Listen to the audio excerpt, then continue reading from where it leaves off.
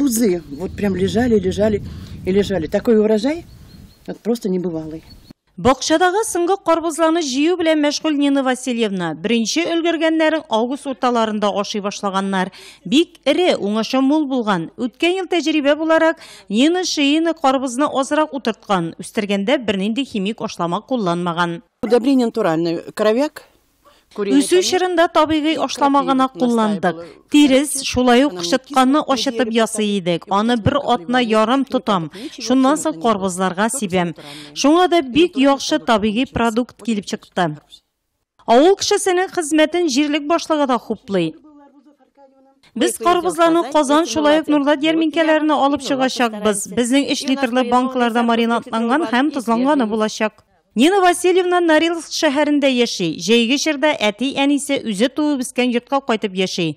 Уллары ярдәмендә каралты кураны тәртипкә китергән. Быел исә бакчасына 3 сортлы карбыз утырткан. Санаганы гына 150 булган. Вагыракларын исәпкә дә алмадык ди хуҗабикә. В прошлом году у меня было где-то 72 арбуза. Үткән ел якынча 72 карбыз булды. Быел уңыш рекордлы. Күршеләр дә гаҗәпләнәләр. Бик тәмле, баллы, эшләре кып-кызыл булды. Ярылып китәләр иде хәтта. Нина Васильевна карбызны кышлыкка тозлап та куйган. Язын кайткач авыз итәргә ниятли. Кавын уңышы да быел мулдан булган. Анысы да баллы, тәмле булып өлгергән. Нина шыйыны үстергән карбызлардан күршеләре дә авыз иткән.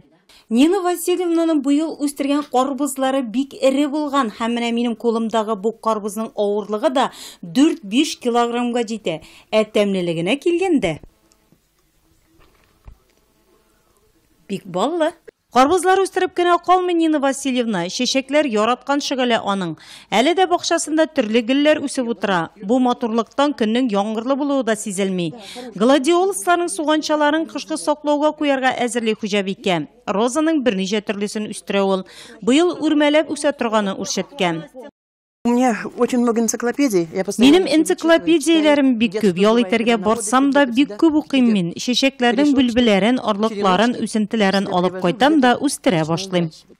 Оптимист энергияле кеше Нина Шыйына бакчада бик эшләргә яратам ди ул. Танылган селекционер Иван Мичурин урамында яшәве тикмәгә түгелдер күрәсең.